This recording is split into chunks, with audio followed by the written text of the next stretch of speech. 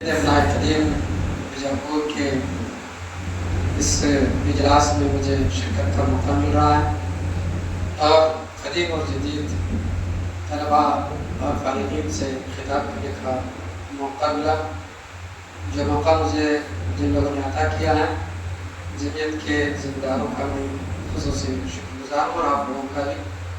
اس کے ساتھ ساتھ ہی میں آپ لوگوں کو علم اور عمل ان دو باتوں کی طرف مختصر طور پر توجہ دلانے کی کوشش کروں گا۔ سب سے پہلی بات تو یہ ہے کہ جیسا کہ ہم پڑھتے ہی رہتے ہیں کہ توحید، رسالت اور آخرت، یہ تین چیزیں قرآن کا بنیادی مقصد ہے اور قرآن کا بنیادی موضوع ہے۔ یہ اس لیے بنیادی موضوع ہے اور اس لیے بنیادی بات ہے کہ ان چیزوں کو بیان کرنے کے بعد اللہ تبارک و تعالیٰ نے ہر ایک کے بارے میں یہی فرمایا کہ وَلَكِنَّ أَكْثَرَ النَّاسِ لَا يَعْلَمُونَ۔ مثلا توحید کے بارے میں یوسف علیہ السلام کی زبانی فرمایا إِنَ الْحُكْمُ إِلَّا لِلَّهِ أَمَرَ أَلَّا تَعْبُدُوا إِلَّا إِيَّاهُ ذَلِكَ الدِّينُ الْقَيِّمُ وَلَكِنَّ أَكْثَرَ النَّاسِ لَا يَعْلَمُونَ۔ اور اسی طریقہ سے رسالت کے بارے میں اللہ نے فرمایا وَمَا أَرْسَلْنَاكَ إِلَّا كَافَّةً لِلنَّاسِ بَشِيرًا وَنَذِيرًا وَلَكِنَّ أَكْثَرَ النَّاسِ لَا يَعْلَمُونَ۔ اور آخرت پر ایمان اور آخرت کے جزا اور سزا کے بارے میں ایمان سے متعلق فرمایا يَسْأَلُونَكَ عَنِ السَّاعَةِ أَيَّانَ مُرْسَاهَا قُلْ إِنَّمَا عِلْمُهَا عِندَ رَبِّي قل إنما علم عند ربي لا يجليها لوقتها إلا هو ثقلت في السماوات والأرض لا تأتيكم إلا بغتة يسألونك كأنك حفي عنها ولكن أكثر الناس لا يعلمون۔ تو ان تینوں چیزوں کے بارے میں اللہ نے یہی بات فرمائی کہ اکثر لوگ اس سے غافل ہیں، اکثر لوگ اس کو نہیں جانتے۔ تو اس کا مطلب یہ ہوا کہ سب سے افضل علم یہی ہے کہ توحید، رسالت اور آخرت کو جاننا اور اس کے مطابق عمل کرنا، اور اس پر عمل کرنے والے بھی بہت کم لوگ ہیں۔ اللہ تبارک و تعالیٰ نے داؤد علیہ السلام کی زبانی فرمایا اعملوا آل داؤد شکرا وقلیل من عبادی الشکور۔ تو اللہ تبارک و تعالیٰ کا شکر ایک فرض ہے جو مختلف عبادات کی شکل میں ہے، اور ایک نفل ہے جو نفل عبادات وغیرہ کی شکل میں ہے۔ تو وقلیل من عبادی الشکور، اس میں اس بات کی طرف توجہ دلائی گئی ہے کہ ہمیں عمل میں آگے بڑھنا چاہیے اور عمل میں خصوصاً اس علم کے مطابق عمل کرنا چاہیے جن کا جو ہے تذکرہ بھی آپ کے سامنے ذکر کیا گیا۔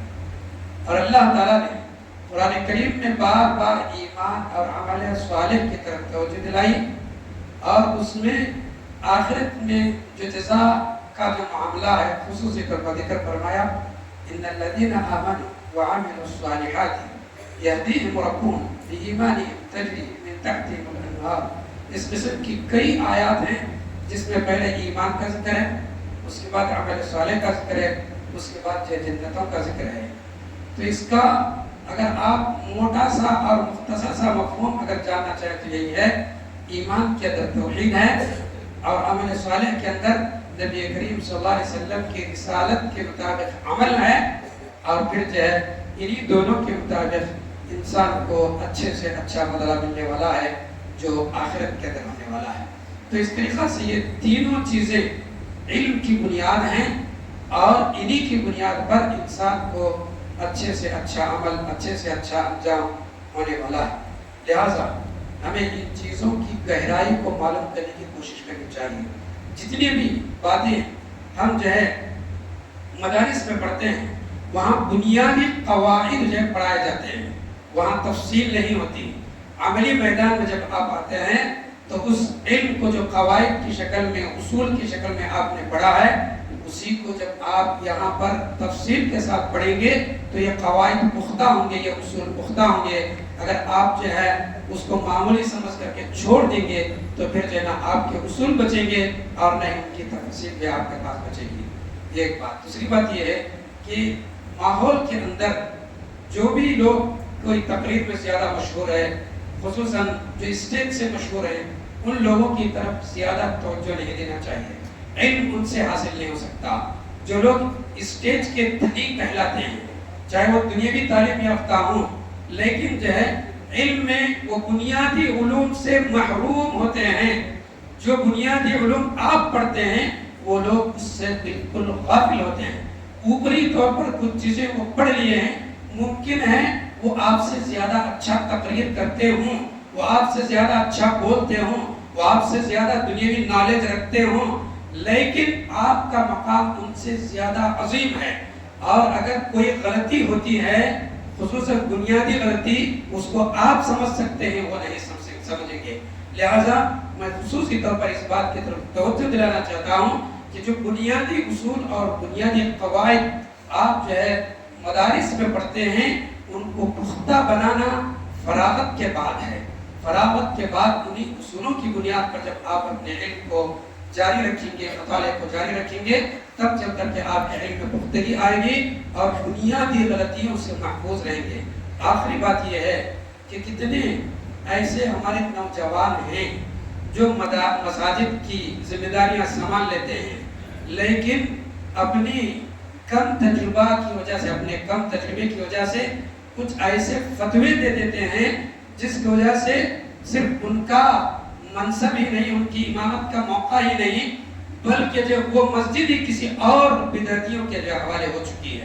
اس کی کئی مثالیں آپ بیجاپور ڈسٹرکٹ کے اندر جو دیکھ سکتے ہیں۔ لہٰذا بولنے کا مقصد یہ ہے کہ جب عملی میدان میں جو لوگ کام کر رہے ہیں، انتہائی محتاط ہو کر کے کسی بات کو لوگوں کے سامنے رکھیں اور فتویٰ بازی میں ہرگز جلدی نہ کریں۔